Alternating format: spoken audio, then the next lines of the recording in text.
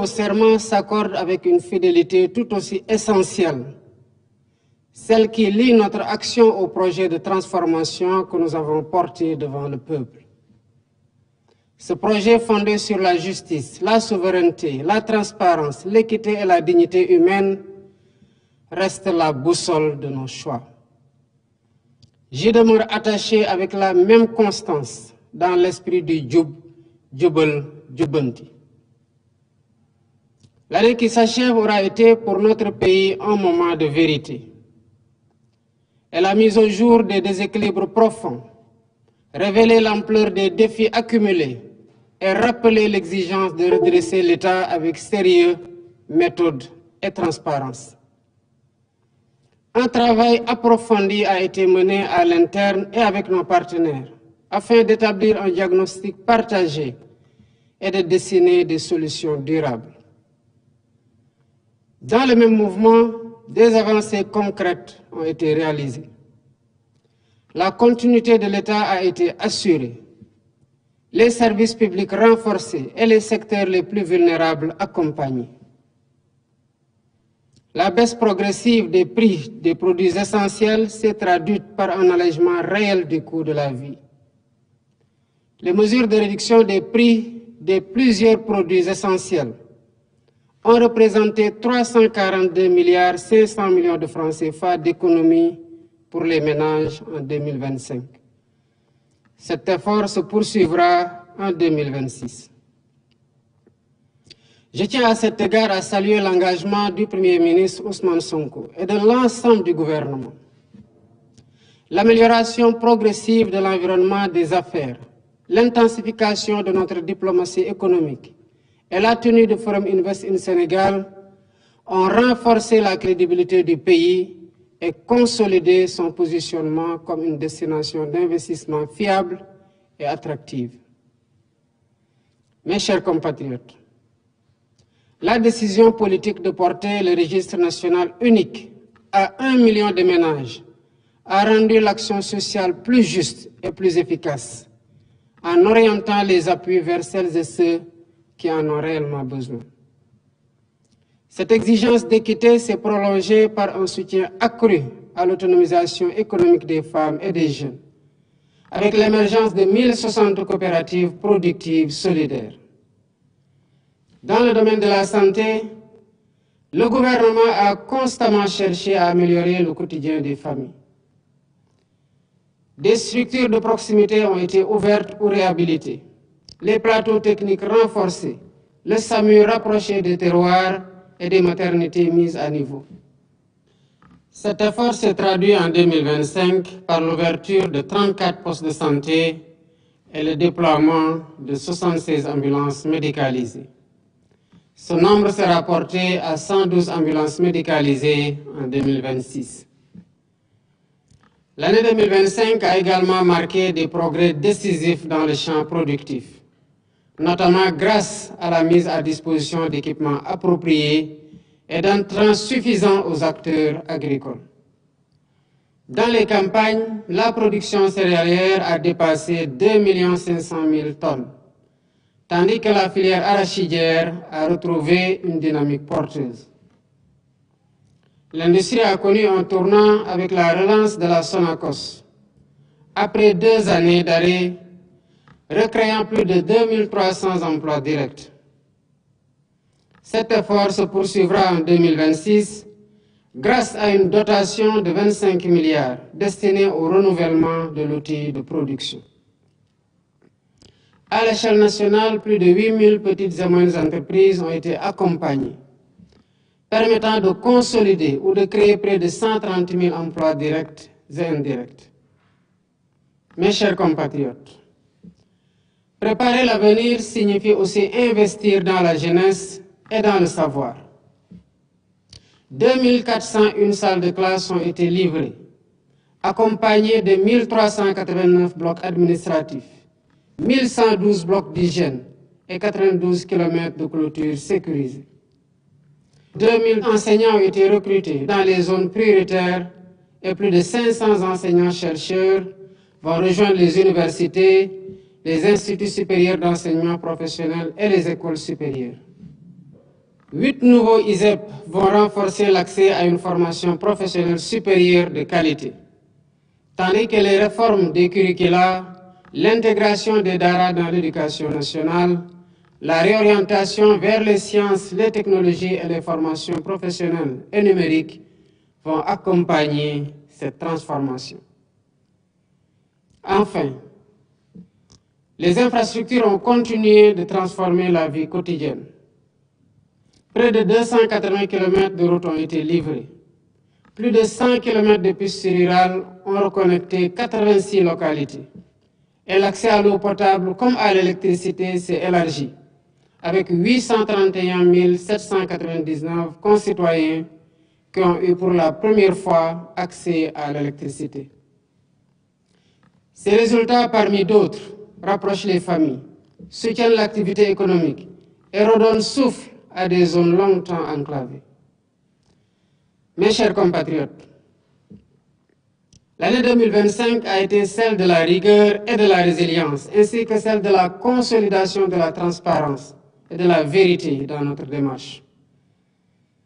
Grâce à une réduction drastique du train de vie de l'État, à une gestion plus exigeante, à la renégociation des contrats et à la rationalisation de plusieurs niches, l'État a dégagé plusieurs ressources qui seront intégralement consacrées aux investissements prioritaires de 2026.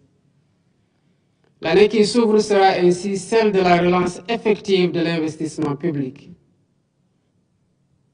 Dans l'éducation, afin d'accélérer l'éradication des abris provisoires et améliorer les conditions d'apprentissage, 29 milliards sont prévus au titre de l'année 2026, sur un budget global de 62,8 milliards destiné à la construction et l'équipement de 2500 salles de classe, 300 blocs administratifs, 50 000 mètres linéaires de clôture et 480 blocs d'hygiène, entre autres.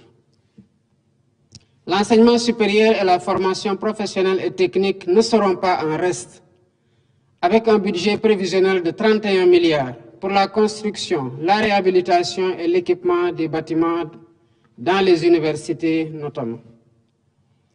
La santé bénéficiera d'un effort majeur, avec 91 milliards de francs CFA destinés à la construction de 35 centres de santé de proximité de grand standing, à l'achèvement de l'hôpital oncologique de Diamniadio et au renforcement des plateaux médicaux sur l'ensemble du territoire national. L'accès à l'eau constituera une priorité stratégique. Le grand transfert d'eau sera lancé avec un premier investissement public de 50 milliards. Il permettra de mobiliser un volume de 1 800 000 mètres cubes par jour, afin de prendre en charge sur le long terme les besoins en eau potable des centres urbains du Dakar, Mbour, Thiès et de Touba, sans compter l'irrigation de près de 15 000 hectares en appui aux objectifs de souveraineté alimentaire et de renforcement du secteur de l'élevage. L'hydraulique rurale sera aussi renforcée avec la relance de la phase 2 du projet d'approvisionnement en eau potable d'un montant de 55 milliards pour la réalisation, entre autres, de 101 forages et de 96 châteaux d'eau. Les infrastructures connaîtront une accélération significative. Plus de 100 milliards seront engagés pour les routes, les aménagements urbains et les équipements structurants, y compris ceux liés aux Jeux olympiques de la jeunesse Dakar 2026. Les programmes PUDC, Puma et Promoville disposeront de 51 milliards pour renforcer les services de base et désenclaver les territoires. La construction du deuxième pont de Ziguinchor, avec une dotation initiale de 25 milliards de francs CFA, améliorera durablement la mobilité dans cette région. Dans le même temps, le plan Diomaye pour la Casamance, dont l'impact est déjà significatif, s'étendra progressivement aux autres départements des régions du Sud.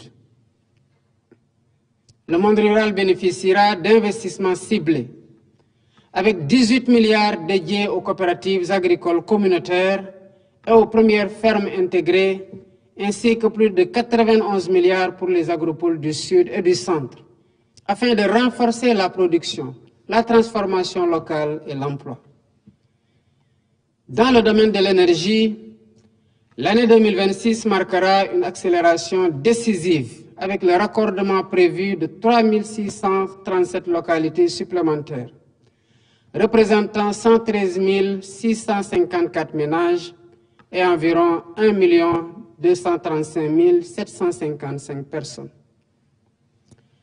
Parallèlement, le Sénégal franchira une étape majeure vers la connectivité universelle, avec le déploiement d'antennes satellitaires permettant à près d'1 million de personnes d'accéder gratuitement à l'Internet en 2026, ouvrant ainsi de nouvelles perspectives pour l'éducation, la santé, l'entrepreneuriat et l'inclusion numérique. Enfin, l'accès au logement sera soutenu par 20 milliards de francs CFA destinés à impulser le programme des 30 000 logements et le programme de rénovation urbaine. Ces choix traduisent une conviction claire. Le Sénégal dispose des ressources, de l'intelligence collective et de la capacité de travail nécessaires pour se relever, se transformer et bâtir son avenir par ses propres efforts, avec sa jeunesse comme moteur et son peuple comme force. Mes chers compatriotes, le Sénégal a choisi de demeurer fidèle à ce qui fonde sa force. Une démocratie vivante, à ce qui fonde un état de droit exigeant, une démocratie et une tradition de dialogue profondément un état de droit exigeant et une tradition de dialogue. C'est dans cet esprit de continuité et de responsabilité que les réformes engagées ont été poursuivies afin de renforcer la solidité et la crédibilité de nos institutions. Afin de renforcer la solidité. L'Office national de lutte contre la corruption a été installé à l'issue d'un appel à candidature ouvert et transparent, selon un principe désormais étendu à plusieurs autres entités de la République, pour consacrer la compétence, l'intégrité et le mérite comme critères de gouvernance publique. Dans la même dynamique de réforme, les comités ad hoc issus des assises de la justice et du système politique ont achevé leurs travaux. Ils ont permis de poser les bases d'une traduction juridique des recommandations consensuelles formulées dans un esprit de refondation. Fidèle à l'engagement de consolider durablement l'état de droit, les projets de texte relatifs à la révision de la Constitution, à la Cour constitutionnelle, au Conseil supérieur de la magistrature, à la Commission électorale nationale indépendante, ainsi que le projet de code électoral, seront présentés en Conseil des ministres et transmis à l'Assemblée nationale au courant du premier trimestre 2026. Les autres réformes s'inscriront dans un agenda d'adoption cohérent, aligné sur la durée du mandat et le rythme de la nation.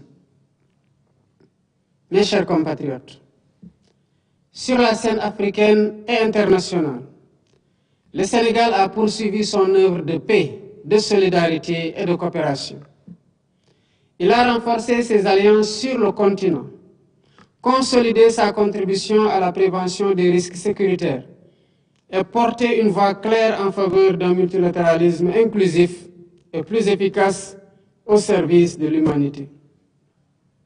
La décision du 68e sommet des chefs d'État et de gouvernement de la CEDEAO de confier pour la première fois au Sénégal la présidence de la commission de l'organisation en constitue une reconnaissance forte et sans équivoque. Mes chers compatriotes, au cœur de notre nation, la jeunesse constitue une force qui ne s'érode jamais, malgré les épreuves. C'est d'abord pour elle que j'ai décrété l'année 2026, année de l'emploi et de l'économie sociale et solidaire. Notre pays accueillera les Jeux olympiques de la jeunesse Dakar 2026, premier événement olympique sur le sol africain. Ce rendez-vous dépasse le cadre du sport. Il est un symbole de confiance, de capacité et d'ouverture. Il nous appartient d'y montrer avec exigence ce que le Sénégal sait offrir au monde, à savoir une jeunesse disciplinée, un peuple hospitalier et une nation capable de tenir ses engagements. Mes chers compatriotes, la haute charge que vous m'avez confiée me prescrit une hauteur d'esprit que j'entends garder en toutes circonstances. Je continuerai donc à remplir cette mission avec humilité, écoute et lucidité. Rien ne m'en détournera. Rien ne primera sur l'intérêt général. Rien ne sera jamais placé au-dessus de la paix, de l'unité et de l'intégrité du Sénégal. La République ne nous demande pas d'être parfaits. Elle exige de nous la sincérité des intentions, la loyauté des engagements et la constance dans l'effort commun. Je sais combien les attentes sont fortes, mais vous avez refusé la résignation et choisi l'espérance et l'action pour la transformation de notre Sénégal. Mais avant de conclure, mes chers compatriotes, je veux dire avec force qu'aucune violence n'est tolérable dans la République, en particulier celle faite aux femmes. Les féminicides et toutes les atteintes commises contre les plus vulnérables. L'État poursuivra sans relâche la prévention, la protection des victimes et la sanction implacable des auteurs, afin que la dignité, la sécurité et la vie soient garanties à toutes et à tous. Que l'année 2026 apporte la santé, la paix des esprits et l'harmonie dans tous les foyers. Je vous souhaite à toutes et à tous une bonne et heureuse année 2026. Que Dieu bénisse le Sénégal et l'Afrique. Vive la République, vive le Sénégal. Mbokki Sénégal, gannaaw bu ñu Yàlla mayee ñu génn ci at di dugg ci at bu bees.